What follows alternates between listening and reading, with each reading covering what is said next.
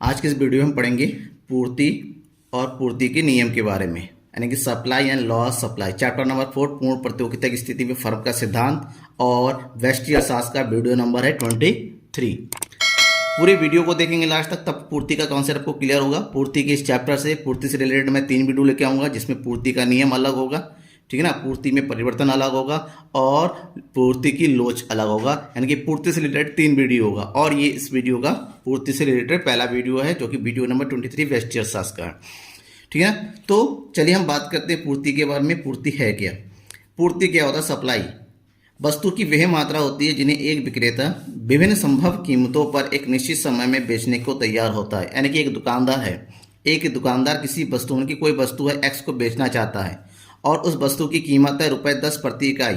तो इस ₹10 प्रति इकाई में वो 5 इकाई बेचता है। जैसे जैसे इस वस्तु की, एक्स वस्तु की जो अलग अलग कीमतों पर वो जितने भी मात्रा बेचने के लिए तैयार रहता है, जितना भी वो बेचना चाहता है, उस मात्रा को हम क्या कहेंगे? पूर्ति, यानी कि वो सप्लाई करने के लिए तैयार है। जिसके लिए प्रोफेसर मेयर ने कहा कि पूर्ति किसी वस्तु की मात्राओं की अनुसूची मतलब समझते हैं ना, टेबल, ठीक है ना, तालिका, जो विभिन्न कीमतों पर किसी विशेष समय में विक्रय के लिए प्रस्तुत की जाए। यहाँ पर समय होना आवश्यक है। एक निश्चित समय पर एक विक्रेता वस्तु की निश्चित कीमत पर जितना भी सामान बेचने के लिए तैयार रहता है, जितनी यूनिट बेचने के लिए तैयार रहता है या बेचता है, उसी को हम क्या कहेंगे?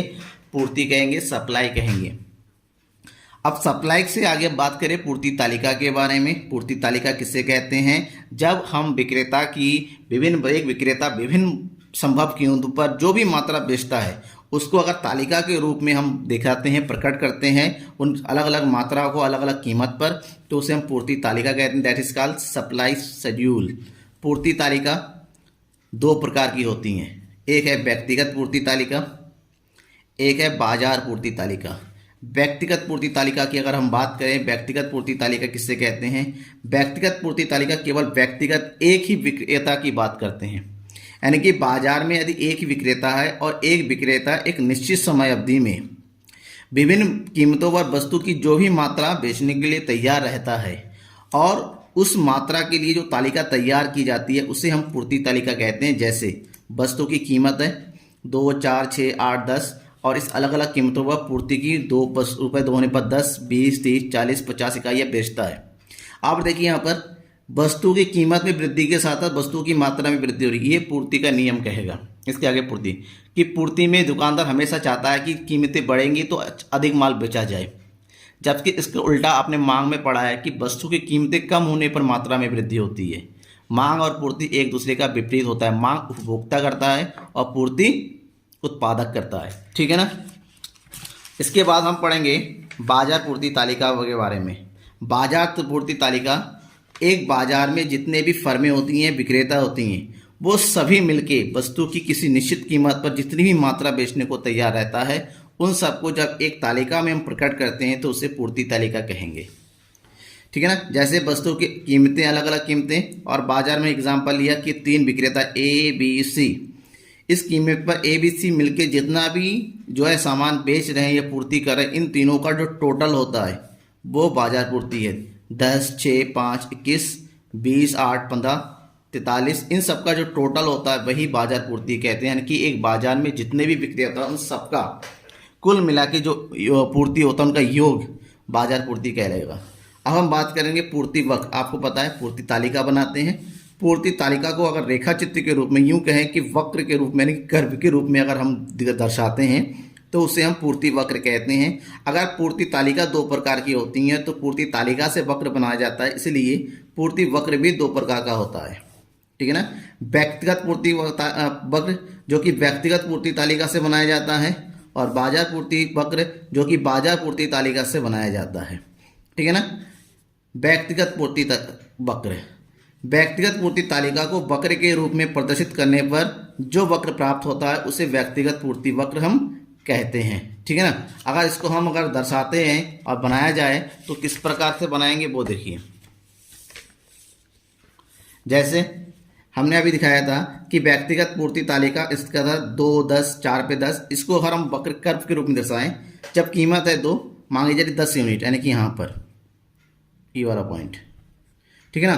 कीमत है 4 तो पूर्ति की मात्रा भी बढ़ गई 20, 6 30, 8 40, ठीक है, 10 50।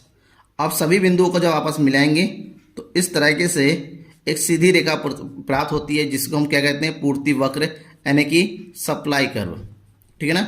ये हो गया आपका व्यक्तिगत पूर्ति वक्र। अब बाजार पूर्ति वक्र क्या होता है? बाजार पूर्ति तालिका को अगर वक्र के रूप में दर्शाते हैं तो जो वक्र प्राप्त होता है उसे बाजार पूर्ति वक्र कहते हैं। जैसे बाजार पूर्ति का एग्जाम्पल अभी मैंने दिया था, उसी तालिका को मैंने यहाँ पर लिया है, ठीक है ना। आप इसको ग्राफ के रूप में शो करेंगे। कीमत है 2 तो बाजार पूर्ति कितनी, 21, 2 पर 21 यानी कि 20 से थोड़ा सा ज़्यादा है यहाँ पर। 4 पे 43, 43 यानी कि 40 से थोड़ा सा ज़्यादा। 6 पे 60 यानी कि यहाँ पर।